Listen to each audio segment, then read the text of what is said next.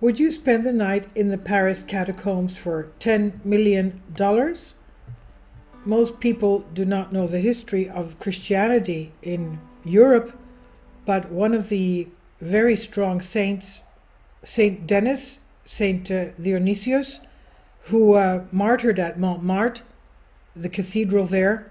What happened was that he was beheaded at the base of the mountain, and after his beheading, he picked up his head, put it on his neck, and walked up the mountain, then laid down, took off his head again, and just laid to rest there. And he told them, before doing that, he said, actually after his martyrdom, he told them that that's where he wanted his church to be built, at the top of the hill, and that's the hill of Montmartre in Paris. One of the very, very strong saints. There were many saints that were beheaded and did that. One of them, even in Europe, one of them, after his beheading, put his head back on his body, went to have Holy Communion, and then took off his head and laid down to rest. Yes, because there is life after death. Now, that's for the glory of God. Now, what's happening here in the catacombs? The dark, bone-filled catacombs are more than a lot of people believe they can handle, even for millions of dollars.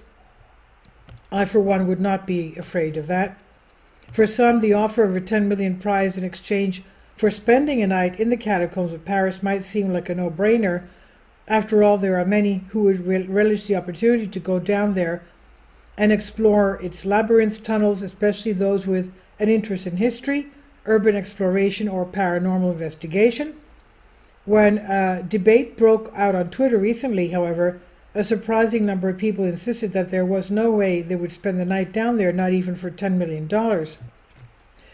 So before you decide whether you'd be among them, it's important to note exactly what awaits anyone brave enough to spend the night down in the Paris catacombs. Intended as a solution to the French capital's overflowing cemeteries problem, workers began ferrying corpses to the tunnels in the late 18th century. Today, it's believed that the skeletal remains of 6 million people are interred there. These bones are not just buried in the ground either. Many of them form ornate, grim displays comprising of skulls and their thigh bones arranged like some sort of hellish artwork. Visitors are welcome to venture down there if they are brave enough to do so. So would you spend the night in dark tunnels surrounded by 6 million dead? This is by IFL Science on Unexplained Mysteries. Please leave your comments. Thank you for your support.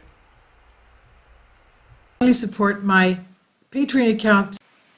The daily posts are 5 videos daily, and they are totally different from what I have on my YouTube channel. Thank you so much for your support and that you find all my content so interesting. You'll find the Patreon account details in the description box below.